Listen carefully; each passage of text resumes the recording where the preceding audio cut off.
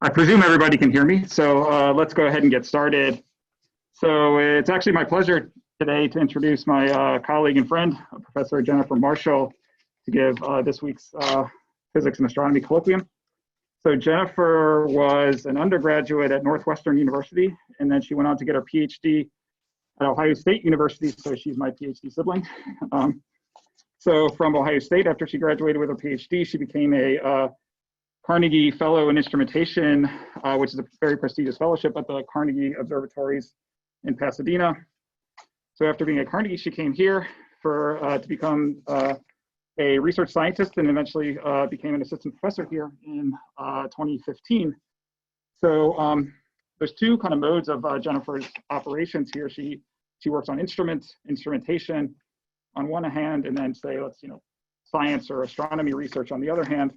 And she has lots of expertise and experience on both sides of this game here. So let me just highlight a couple aspects of what she's worked on either side.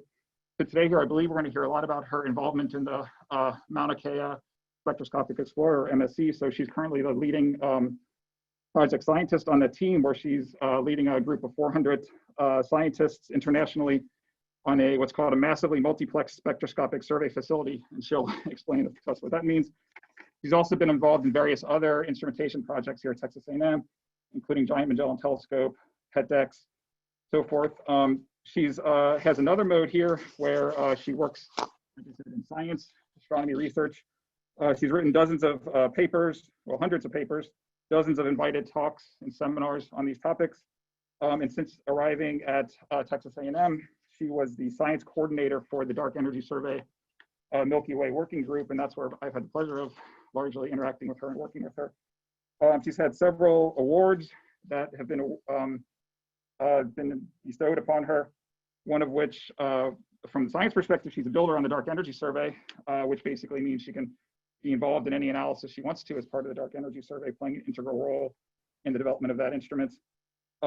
She's won teaching awards as well. She's won the Montague Center Teaching Award in 2015, Undergraduate Research Mentor Award in 2017.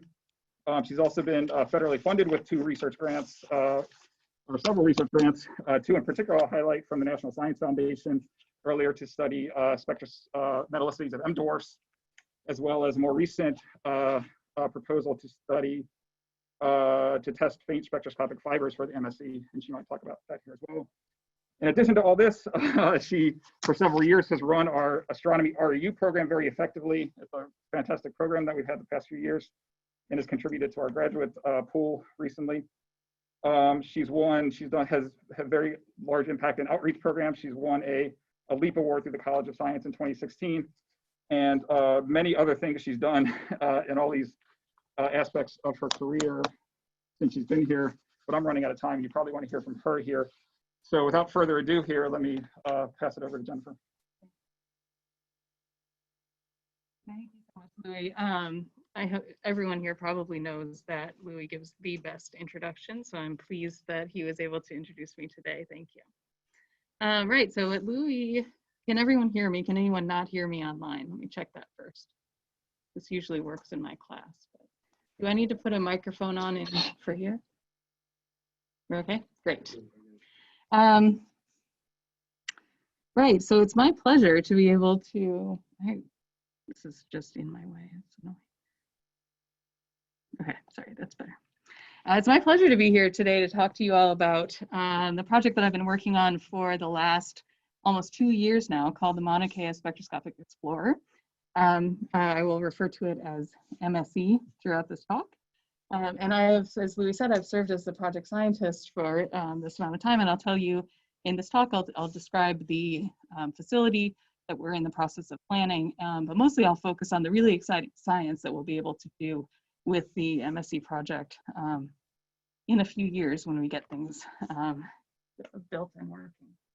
So I'd like to start this talk with this video showing a fly-through of the current conceptual design. So this is an engineering design of this next generation facility.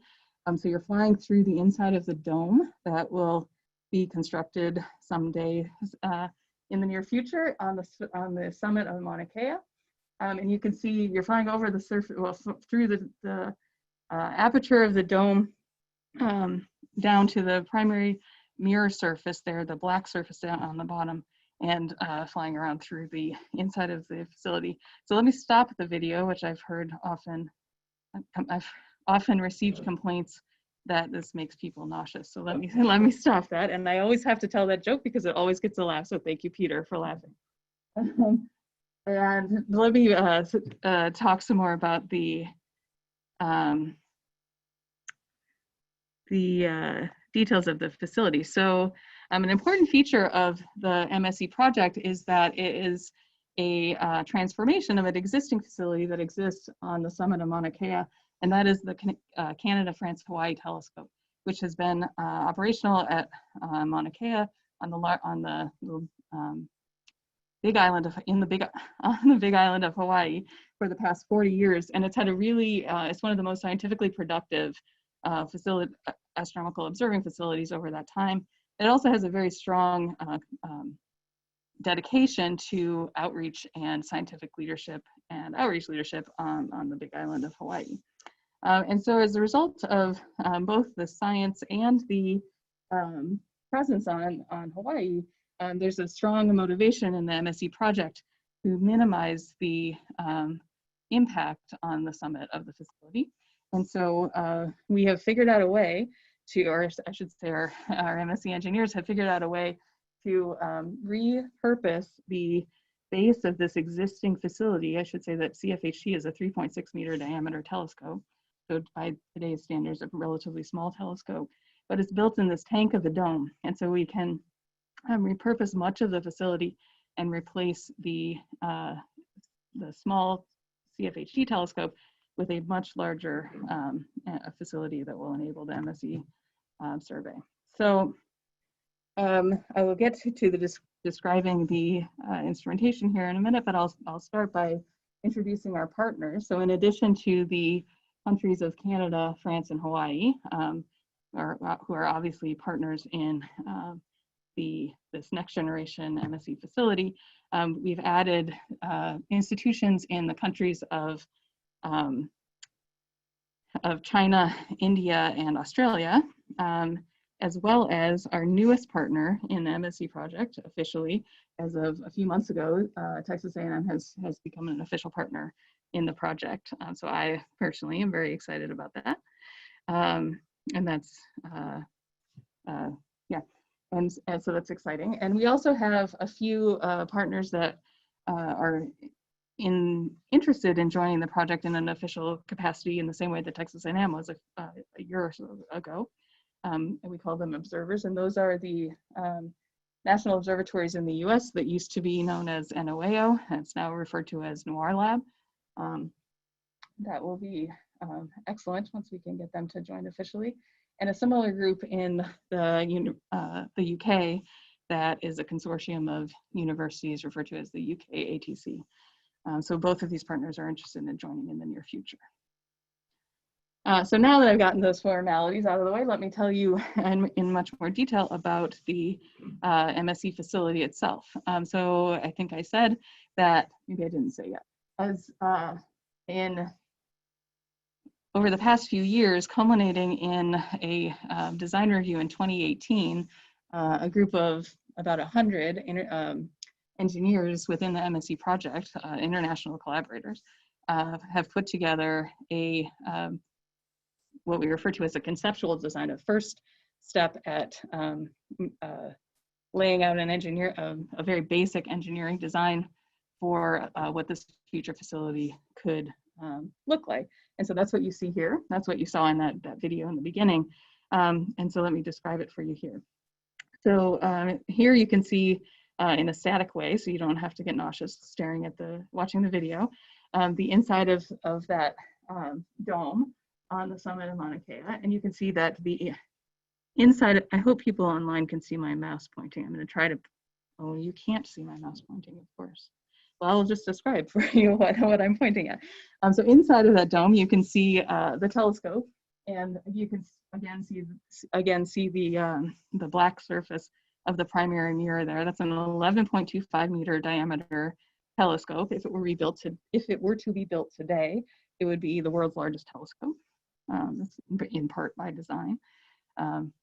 That primary mirror is made up of 60 segments, and together they form a surface that produces an image that is reflected up to the prime focus of the, I gotta remember not to point, up to the prime focus of the telescope. And at that point, there sits a fiber positioner, which holds it's a robotic mechanism that holds 4,332 fiber optic cables, each of which is positioned with this robot on the location of a star or a galaxy that we are interested in studying in our surveys.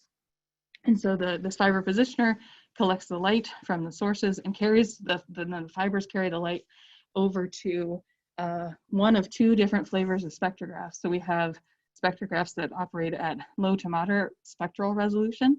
We call those the LMR spectrographs. And those operate in two different settings, either at resolutions of 3,000 or resolutions of 6,000. I know for the non-astronomers that doesn't mean a lot to you, but just know that the spectral resolution is low to moderate. And I'll tell you more about the science that we can do with those here in a minute. Those LMR spectrographs operate over the entire optical and into the near infrared wavelength regime. And as I said, the 3/4 of the fibers are feeding into the LMR spectrographs. Then the other 1/4 of the fibers feed to the high resolution spectrographs that operate at a spectral resolution of 40,000, so much higher, much finer spectral resolution. And the spectra produced by these HR spectrographs are located in three narrow wavelength windows in the optical wavelength regime. And as I said, 1/4 or just over 1,000 fibers are fed to the HR spectrographs. And I like to point out here that you can see all of those components that I just described in this graphic, but you can't see anything else. And that's really a key feature of the MSC facility, that it's completely dedicated to do only the science that MSC and the MSC collaboration wants to do. We don't have to share the telescope with other instruments, or we don't have to compete with other facilities for the telescope time, which is very different than the way that most ground-based and space-based, I guess, facilities in observational astronomy these days operate. When I want to go to a telescope, I have to write a proposal and compete against a bunch of other people, and then I get a few nights. With MSC, we'll be able to spend thousands of nights, tens of thousands of fiber hours doing the large-scale surveys, spectroscopic surveys that our scientists agree are the most important things to do with the facility. Okay, I'm going slow, so let me speed up a little bit, but I wanted to just highlight a couple of the aspects of the instrumentation that MSC will be able to do, or that MSC will incorporate. One of them I mentioned is this fiber positioner system that lives at the top end of the telescope. This is designed by our collaborators in Australia. They are the world experts in developing fiber positioners. They've done this many times actually, and they're very practiced at it by now. I like to show this figure because you can see on the top right the engineering design of the fiber positioner, but then in the top middle you can see the layout in the focal plane of the fibers. And so in that graphic, and then in the bottom left, the red fibers show the positions of the LMR spectrograph fibers, and the blue circles, I should say, show the positions of the HR spectrograph fibers. And you can see in the top middle how those fiber layouts are phased. And so we can get full field coverage of both of the spectrographs at the same time. And that's a key design feature of this particular aspect of the design. So I will remind you that 3/4 of those fibers in the focal plane feed the LMR spectrographs, the low to moderate resolution spectrographs that you can see here, the conceptual design. These operate, as I said, over the entire optical wavelength window and into the near infrared. The optical window is then split into 3 channels, blue, green, and red, you can see here. And we can, so you can see the optical layout here. So that's the, again, the conceptual design of the optics.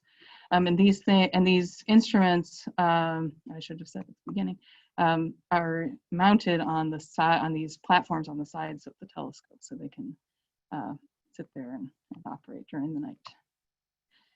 The high resolution spectrographs are installed in the basement of the facility because they are operated at such high spectral resolution that we need to keep them very thermally and vibrationally stable. And that's the basement is the best place to do that in a telescope. And so these HR spectrographs each accept 500 fibers. There's over 500 fibers. There's 2 of them so that we can accommodate all 1,000 of the fibers from the fiber positioner. And as I said, the HR spectrographs operate over these very narrow wavelength windows in blue, green, and red channels in the optical wavelength regime at spectral resolutions of 40,000, so very high resolution. I could talk for a very long time about all of the instrument specifications for the MSC project, but I won't do that, and I won't even make you read this eye chart. I guess it's not so hard to read when you're looking at it on your computer screen in your office, so maybe this is easier for all of you at home. I don't know.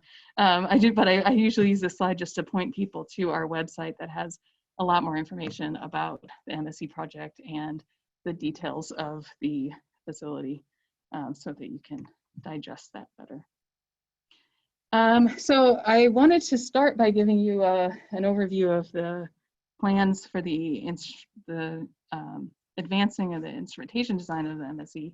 But like I said, I will give the focus of the rest of my talk on science and the science that we plan to do. And I have to start talking about the science by talking about the science team, this group of 400 scientists that have come together from all around the world, 39 countries, to form our science team.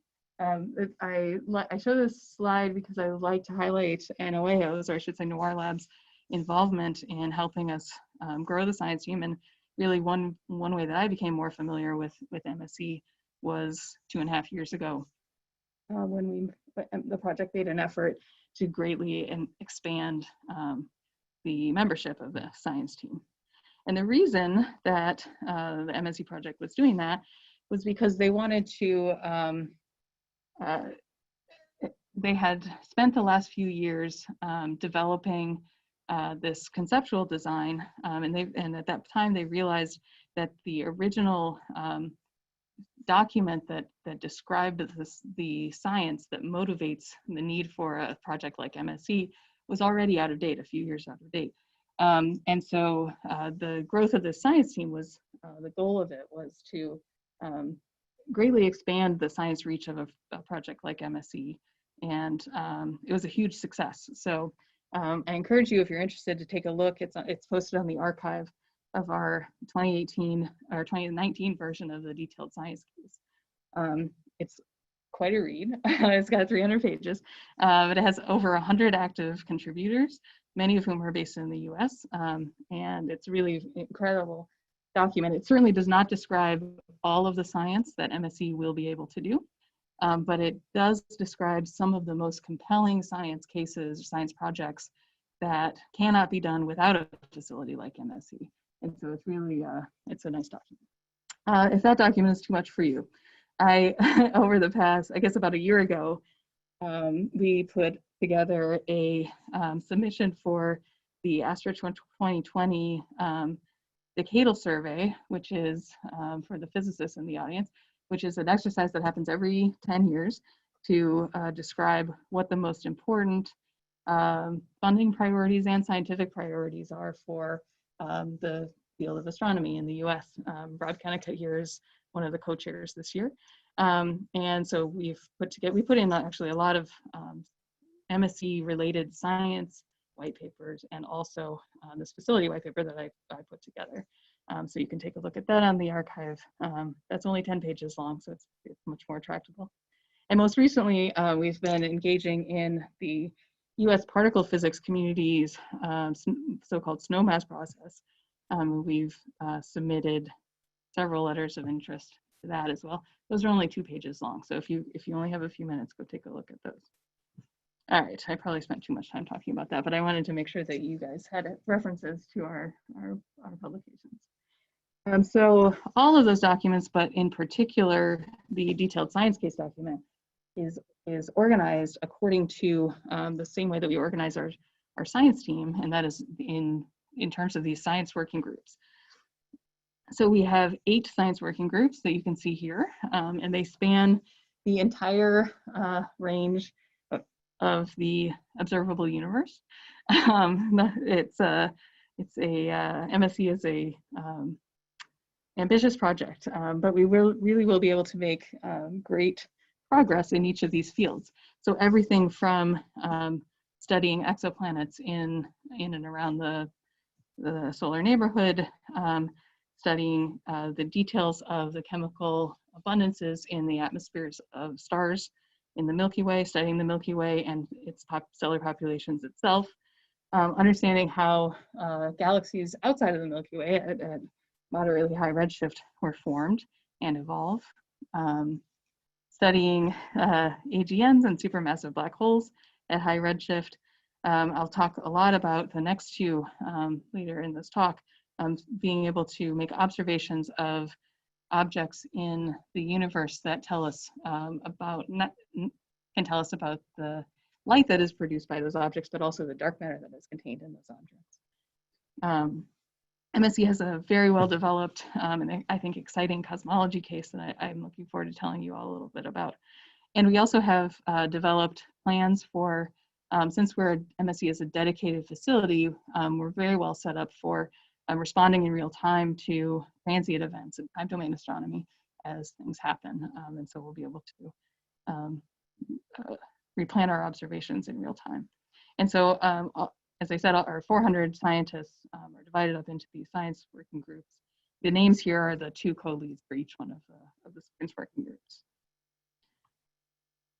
All right, and like I said, I'm not going to talk about every detail of everything that I could tell you about MSC, but I've picked out a few of the science cases that appear in the detailed science case that I think will be of most interest to us.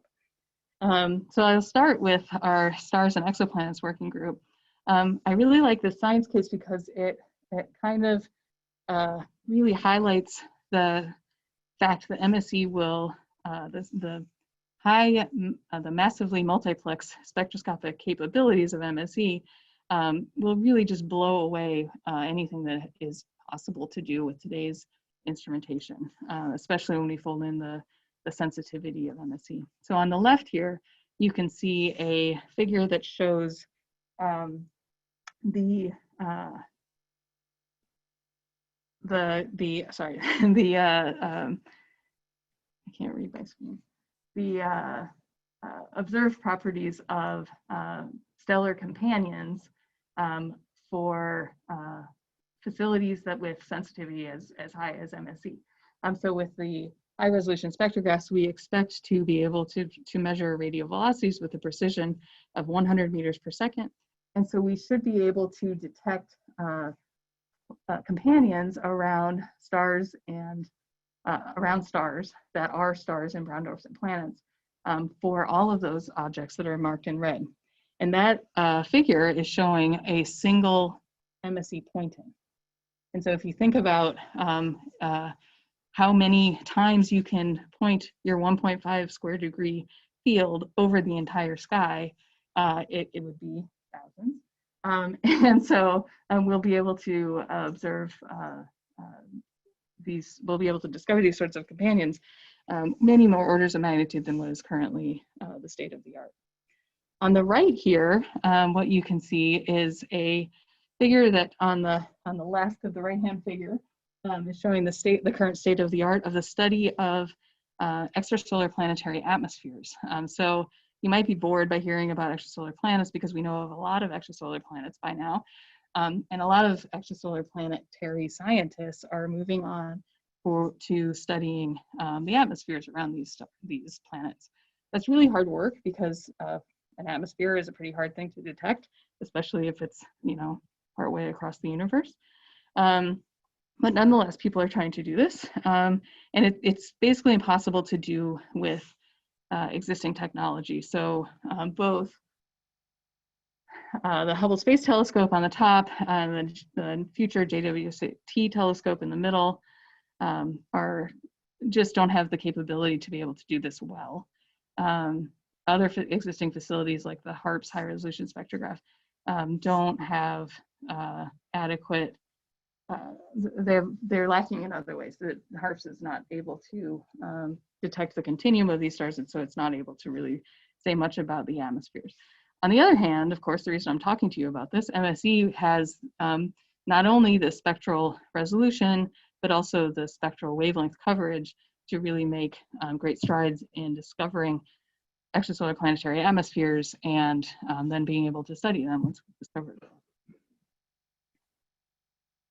All right, so moving on to my favorite science case that MSC will be able to accomplish, and many of you have heard me talk about a similar subject before. This is really the reason that I got excited about joining the MSC project, and that is MSC's capabilities in studying chemical nucleosynthesis. So you know that I like to show this figure of the astronomer's version of the periodic table of the elements. And in this figure, in this periodic table, the elements are color-coded according to where in the universe the elements were produced. And we know that we have great both observational and theoretical evidence of an understanding of the formation processes for all of these elements on the periodic table, with the glaring exception of the so-called rapid neutron capture, or R process elements, that are colored orange here. And there's a lot of them, and so it's pretty disappointing that we have great theories about chemical nucleosynthesis throughout the universe, but we have this one major glaring exception of the problem. You may remember that I have 3 years ago gave a talk here about the only opportunity we've ever had to be able to observe the production in real time through a binary neutron star merger of these R process elements. It was very exciting. I happened to be an observer at a telescope at the time, and I lived to tell the tale. It was great. But we haven't had any more events from LIGO or any other facility since then. And so we have to be able to study these. In the meantime, we need to be able to study these things in another way. And so I've been working, let me step back from the MSC project and give you just a tiny bit of background. I've been working with my postdoc here, Therese Hansen, who is also the Mitchell Astronomy Fellow here. I'm gonna make sure I get her title right, to study our process element productions in the universe in other ways. So the figure on the left shows her work in a project that she leads called the R Process Alliance. And what this project is trying to do is find and study chemically all of the stars that are enhanced in our process elements in the Milky Way. And this figure shows all of them. This is the state of the art as of the publication 2 years ago.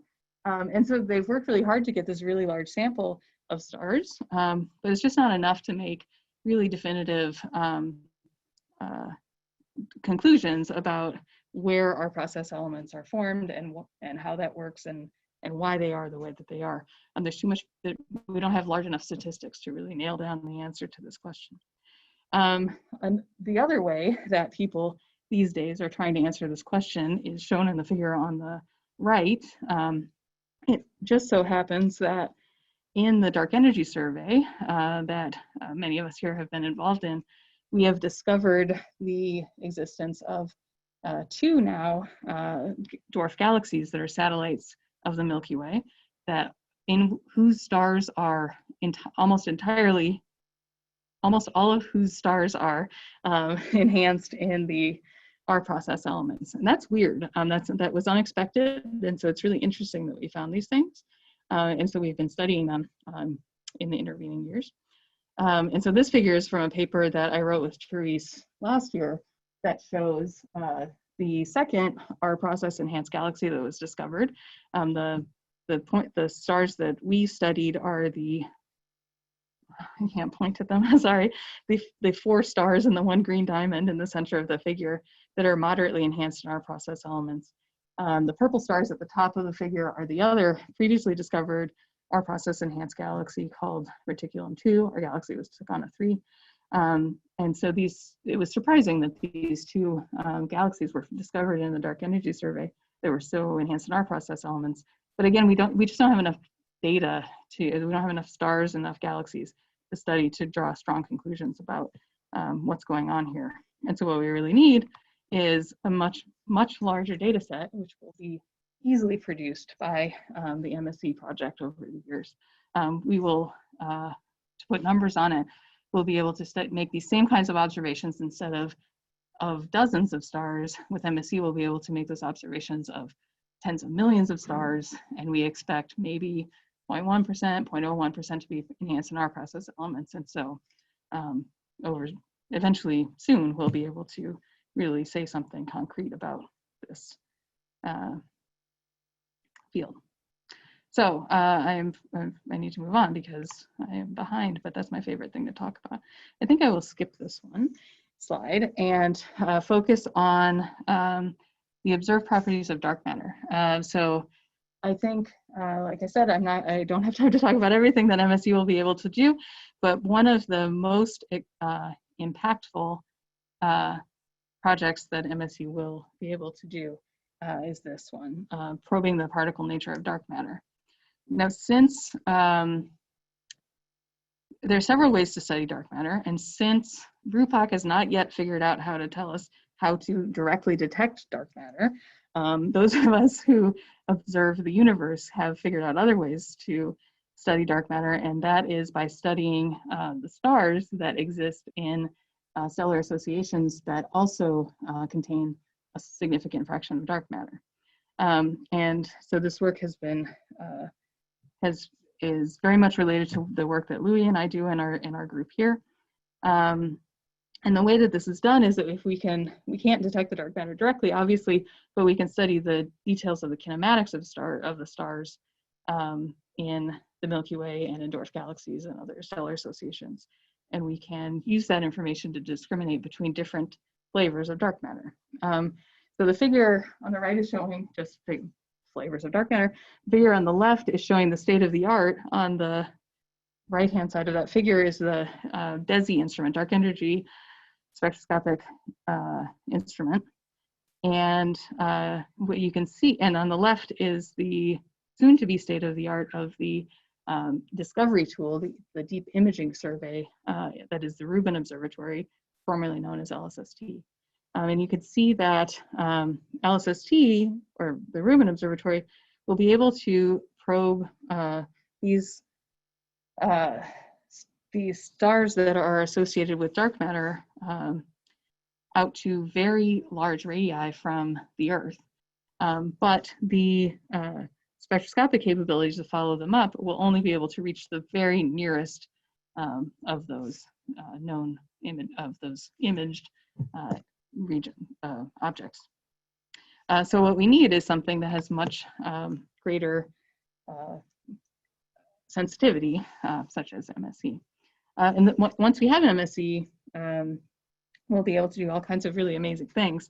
And so let me describe the figure on the lower left first. On the left-hand side of this figure is showing the state of the art of what can be done. And so the idea here is that, sorry, let me back up. One way to make observations of stars that are dominated by or influenced by dark matter is by finding stars that are in a stellar association that's being tidally disrupted as it's being gravitationally attracted by the Milky Way.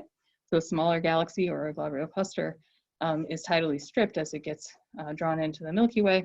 In some cases, rarely, but significantly when it happens, you can actually look at the locations of the stars and look for a gap in the stars or reflex motion in the stars. That's the result of a potential clump of dark matter or some massive object plunging through the tidally stripped stars as they are drawn into the Milky Way. So on the left of this lower figure, you can see the results of a 10 million solar mass dark matter impactor on a one of these stellar streams that is the result of tidal disruption of a stellar association as it gets drawn into the Milky Way. That's good because with modern technology today, we're just at the edge of being able to detect this. This is a simulation, but we would be able to detect these this effect if we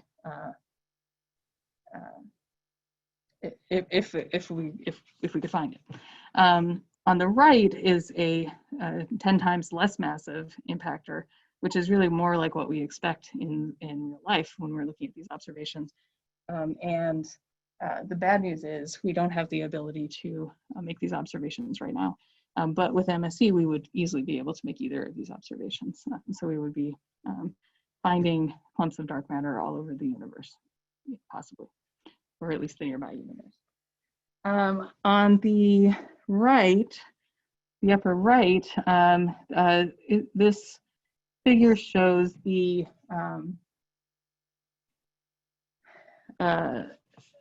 so each pair of points in this figure is showing the a currently known ultra-faint dwarf galaxy or dwarf galaxy, similar to the ones that I just described that Teresa and I were studying. Many of these were also discovered by the Dark Energy Survey. Some were discovered by the previous Sloan Digital Sky Survey. There's of order 50 dwarf galaxies known that are satellites of the Milky Way. But the stars in these galaxies are very faint. There aren't that many stars in these galaxies, and the galaxies are pretty far away. So what we'd really like to do is be able to study these very highly dark matter dominated dwarf satellite galaxies in much more detail. We just don't have the observational capabilities today available to do this. So this figure is showing the red points are the current state-of-the-art observations compared to the black points in each case connected by this bar to what will be able to be done with MSE. And so what you can see is that we will, in most cases, be able to increase the sample size of stars in each galaxy by 1 or 2 or sometimes 3 orders of magnitude. I mean, it's just an amazing gain with a facility like MSE. And I will point out that these are the currently known dwarf galaxies. Once the LSST or the Rubin Observatory comes online, we'll add hundreds more similar objects to the sample set. So MSC will have plenty to do.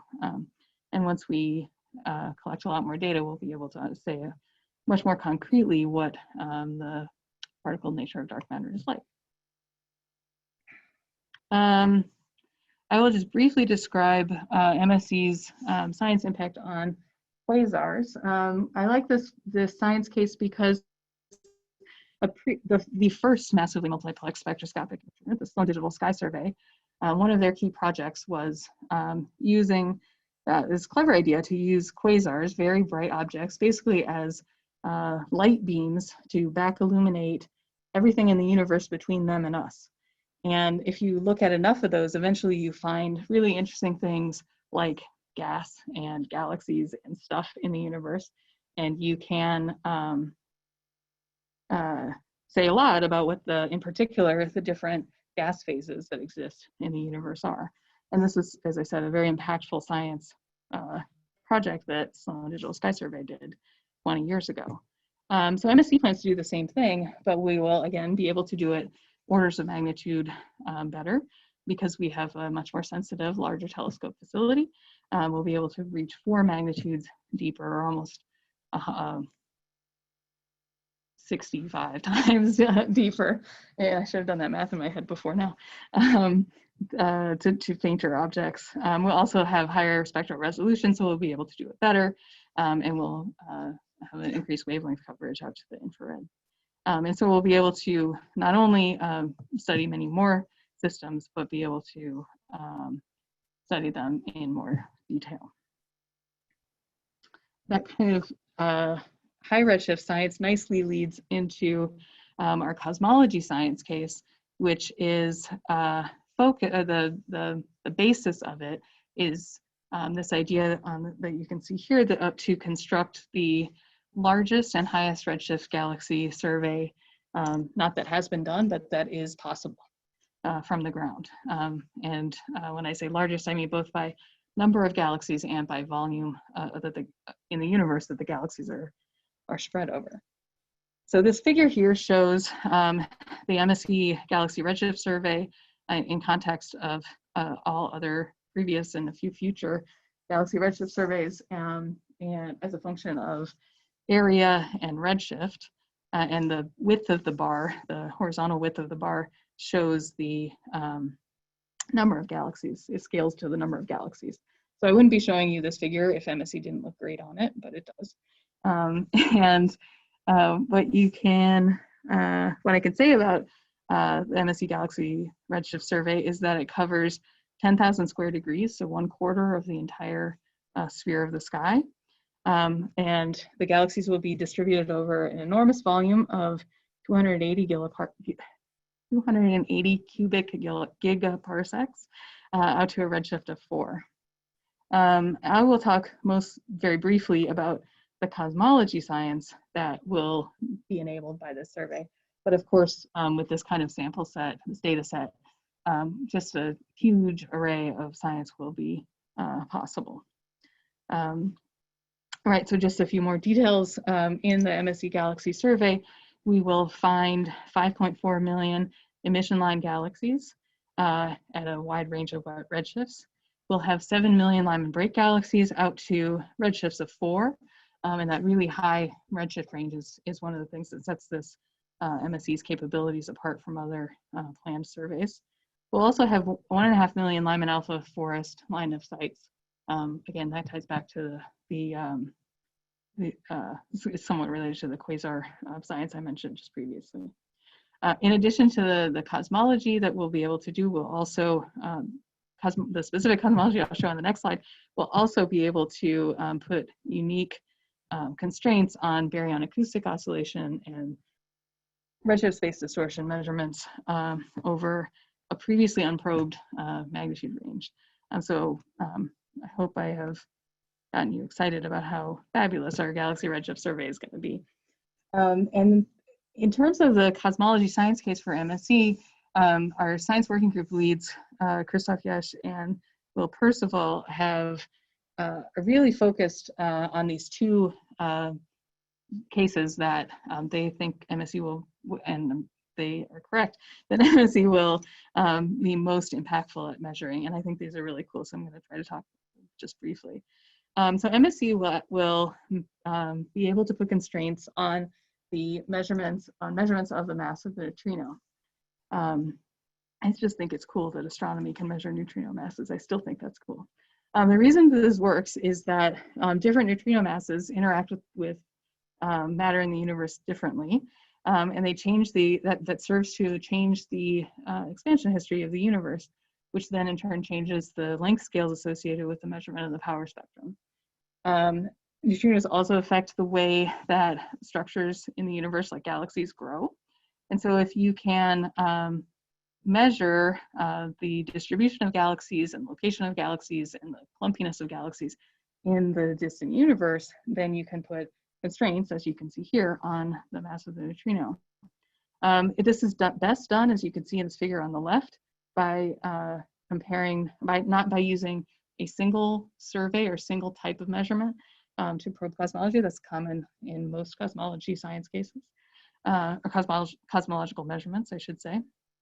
Really, you can put even tighter constraints when you can combine measurements from multiple surveys and put them on the same baseline.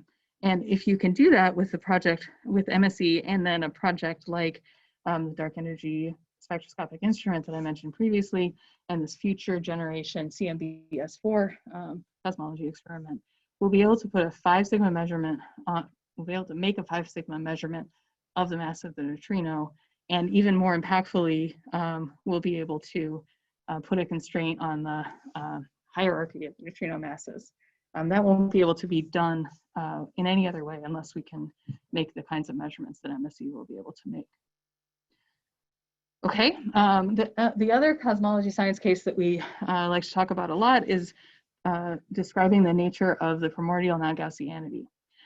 So MSC with this galaxy, this very large volume galaxy redshift survey, will be able to put exquisite constraints on the physics of inflation in the early universe.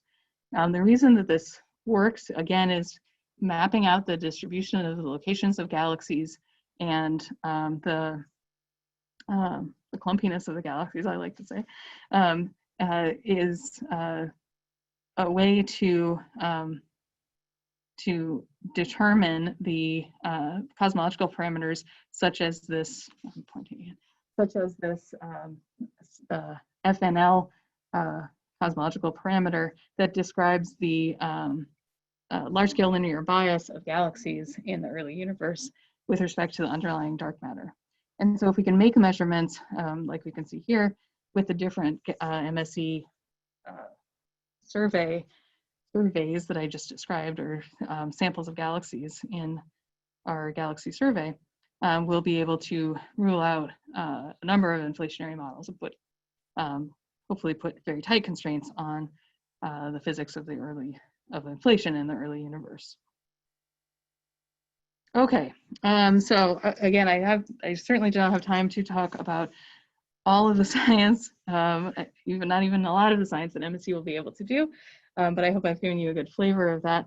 The other thing I'd like to highlight at the end of this talk is not only the standalone science, like I've talked about, that MSC will be able to do with its own measurements, but also how MSC fits synergistically, that's the word that we should use, in the landscape of current generation and future large ground-based and space-based observational facilities. And so this figure kind of emphasizes that MSC is we can think of MSC as a great partner, I guess, as I mentioned, to the Rubin Observatory or images that are taken with the Rubin Observatory or the LSST project, which will provide excellent filtering for spectroscopic of images that then can be spectroscopically followed up with very efficiently with the MSC project. But MSC then in turn can also use low resolution spectroscopic filtering of very faint objects to find the most interesting objects of interest to then pass on to 30-meter class telescopes such as the Giant Magellan Telescope, or the TMT, or the EELT, similar 30-meter class telescopes that will exist about on the same timescales as MSC in the future. MSC, as I mentioned, operates at optical wavelengths, but that means that it fits in very well with next generation facilities that will operate at, that will make observations at other wavelengths, in particular at longer wavelengths like the SKA and ALMA facilities that you can see here that operate at longer wavelengths than the optical. And MSC will also provide great target finding capabilities and other types of synergies with space-based facilities that you can see here, like the Roman Observatory that was recently renamed from the W1st facility, and JWST and other next generation, soon to be current generation space-based facilities. All right, so I have only 2 more slides. I just want to give you a flavor of what we're going to be doing around here, not at the, around here at Texas A&M related to MSC. What I will be doing over the next couple of years is continuing to lead an exercise that we refer to as the Design Reference Survey. The idea here is to lay out the actual observations that MSC will plan to execute in the first 5 years of its operations. And the reason to do this is to make sure, excuse me, is to make sure that the instrumentation that we've designed in this conceptual design phase of the facility is up to the task of executing the science that we want to be able to do. And so it's actually a very detailed process in which we have already collected target lists to planned what objects we actually want to observe. We've developed a survey simulator, and we're in the process of developing actual data simulators so that we can produce mock data and practice actually drawing out the scientific measurements that we want to be able to make. And so that's what we're working on for the next year or so at the project office. That's what I'm leading. Here at Texas A&M, I'm particularly pleased in this talk to report that Luke Schmidt and Luke is a research scientist working in the Munderland lab with myself and Darren. Luke and I put in a proposal to the NSF a year ago, and we just recently heard that it was selected for funding. And this proposal is focused on developing a new lab here that will enable observations that will allow for calibration of massively multiplex spectroscopic facilities, such as the instrumentation that we have planned for MSC, also instrumentation that will exist someday on the GMT telescope. We're primarily focused at first on the MSC project. So we're really excited about getting that hardware related to MSC going in the Munderland lab here. And then finally, I have described here the science and the instrumentation that came out of the conceptual design. The next phase in the engineering development of this future facility is called the preliminary design phase. And so we're ramping up to start that. You can see that on this preliminary, or on this timeline to science operations. I'm sorry to break the bad news to you at the end of this talk that we're going to have to wait 10 years to see first light with MSC. So it's a big, very, I can't say the right word. It's a big, it's going to be a lot of work to get from where we are now to first light with this facility. But there's a lot of work to do, a lot of engineering work to do, and a lot of science work to do.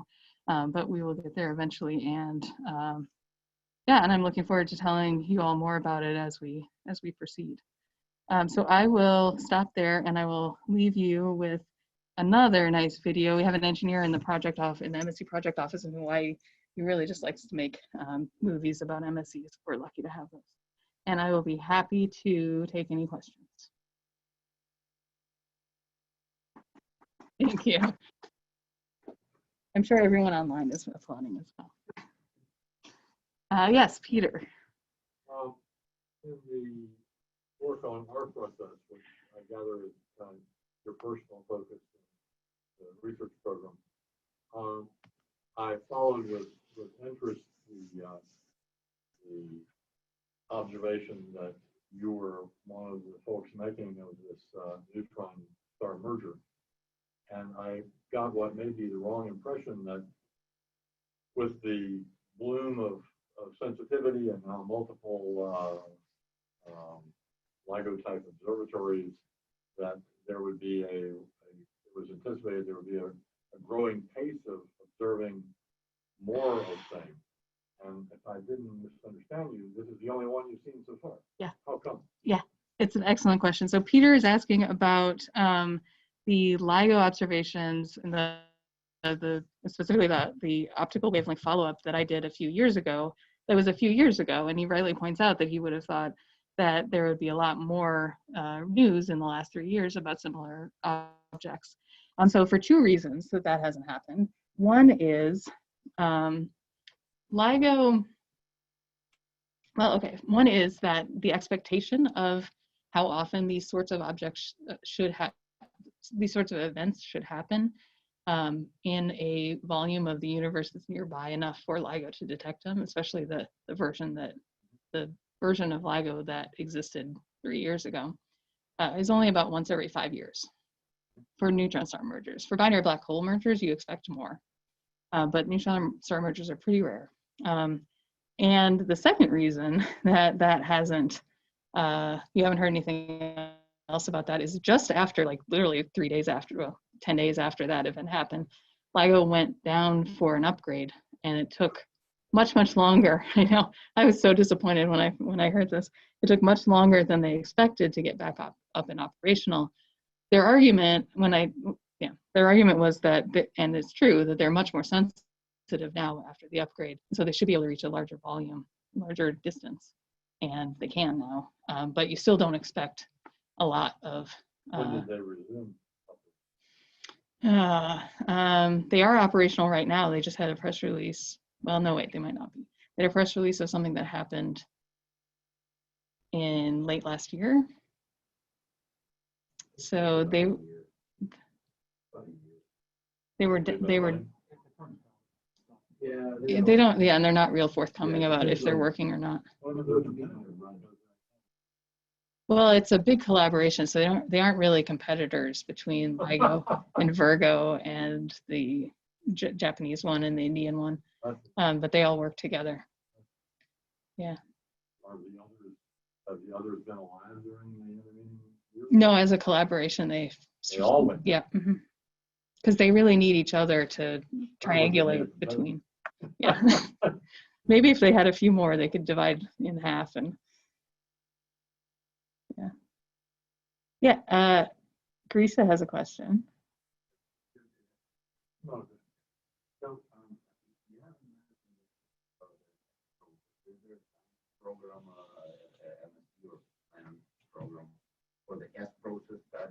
Yeah, that's a good question. So Grisha asks about why I only talk about R process elements and not S process elements, which he is fond of. And the answer is that we understand much, maybe not completely, but in terms of astrophysical nucleosynthesis, we understand much better how S process elements are formed. And so there's not a lot of need to do a lot more observational work to study the S process formation. And we feel like we understand that pretty well, both from an observational and a theoretical perspective. But like I said, the R process, we have a theory. We only have one observation, so we don't really know if the theory is correct. So as soon as you can, I'm waiting for you to start making R process elements in your lab. Then we can talk. Peter has one more question. Returning to the R process, I'm not well versed in this, but I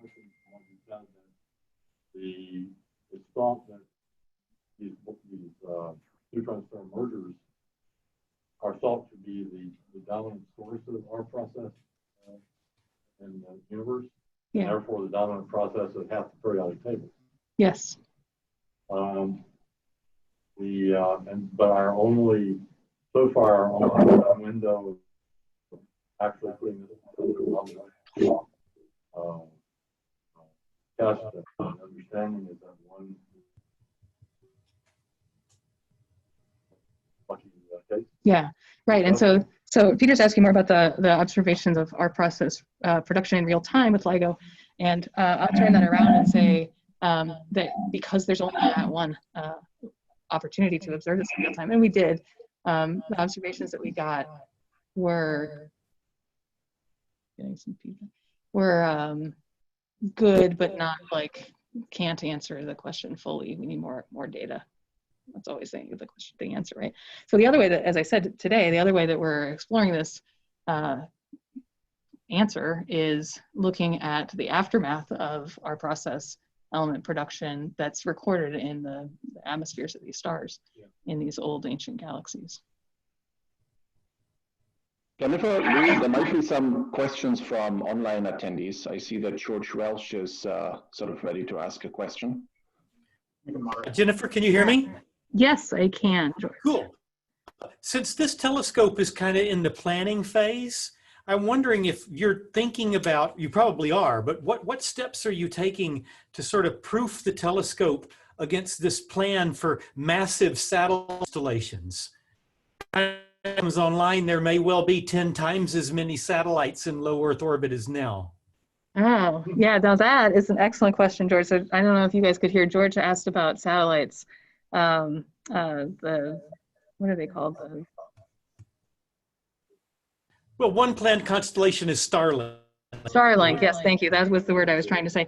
We actually recently had to do an analysis about how the Starlink satellites will affect, well, how all satellites will affect us. This was prompted by a group of not just us, but many future generation ground-based observatories that are trying to organize. Not that we're going to be able to stop Starlink. I mean, they're unstoppable, I'm sure, but we need to at least understand how their constellations will affect our observations. And so we've actually recently done some analysis about that. It's not good, but on the other hand, it's certainly, we can certainly calibrate, but this is what I'm good at, is calibrating, because we can calibrate and or avoid those regions of the sky. So it will be annoying, but it won't be detrimental to our science. Okay, thank you. Good question. Any other questions online?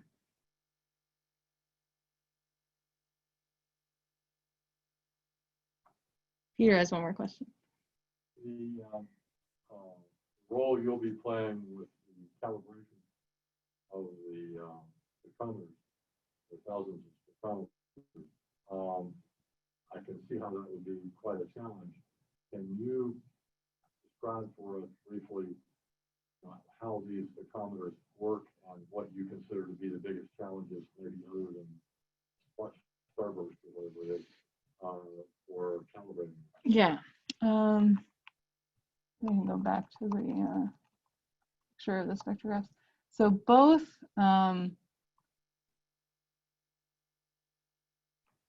the high resolution and the low resolution spectrographs will have calibration challenges, but really I got the right side. The LMR spectrographs, the low resolution spectrographs, are in some ways worse because the objects that we're trying to observe with these spectrographs are so faint that they're actually fainter than the sky background by a significant amount, by factors of 2 or 3.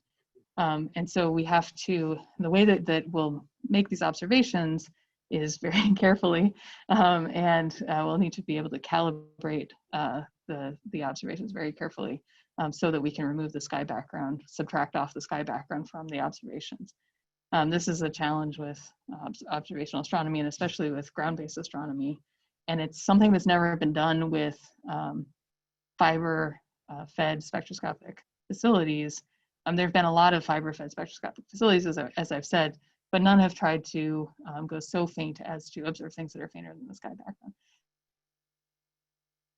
So developing, and that's really the goal of this proposal that we just got funded, is to develop techniques to enable the removal of the sky background from the source when you're observing through fibers.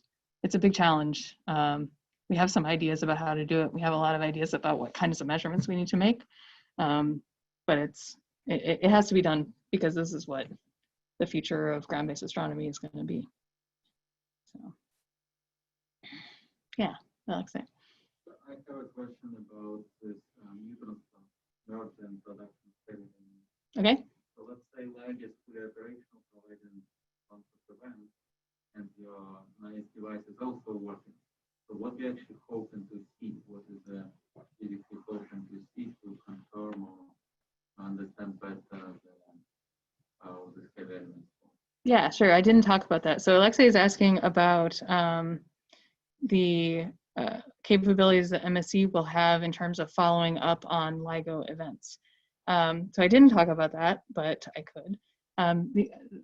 The MSC answer for following up on LIGO events comes back to this idea that MSC is a completely dedicated survey facility, and it doesn't. And so we have complete control and flexibility over where we point at the sky and what we observe.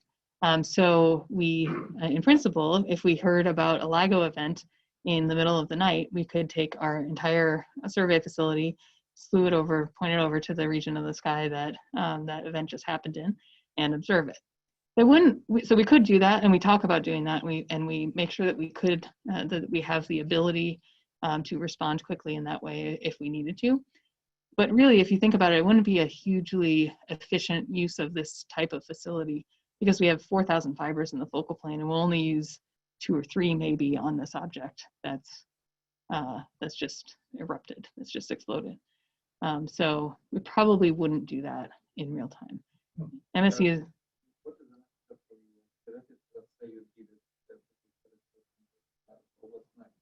What you're looking for?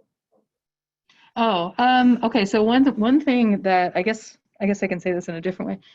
One thing that happens when a LIGO event is announced is they have at the beginning, especially, they have a relatively large area on the sky in which they think that the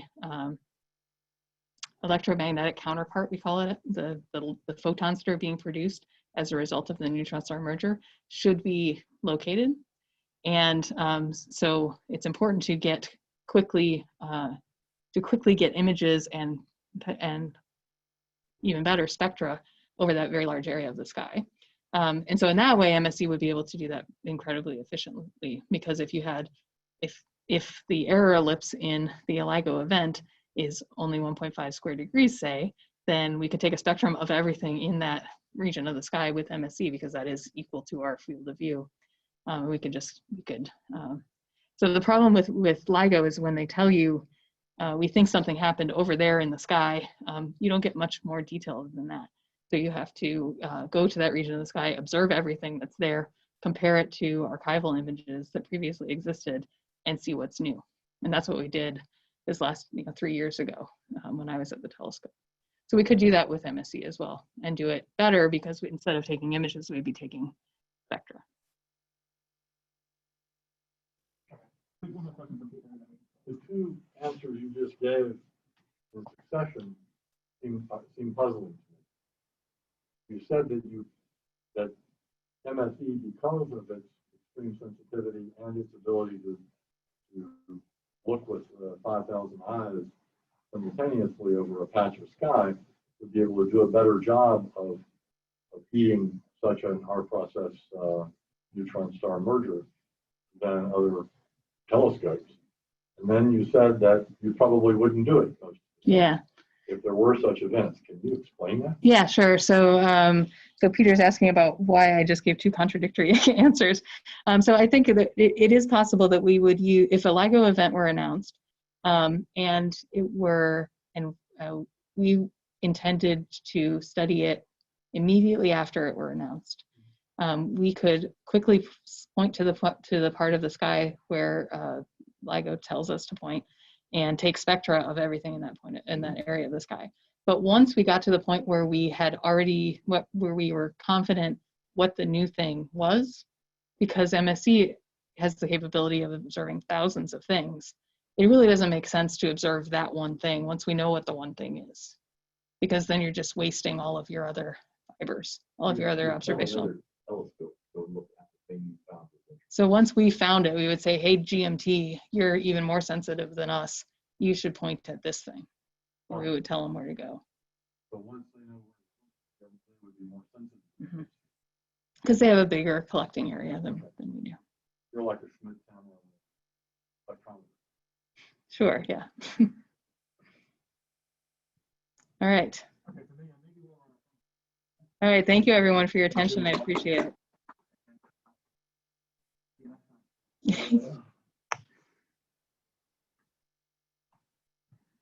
This whole format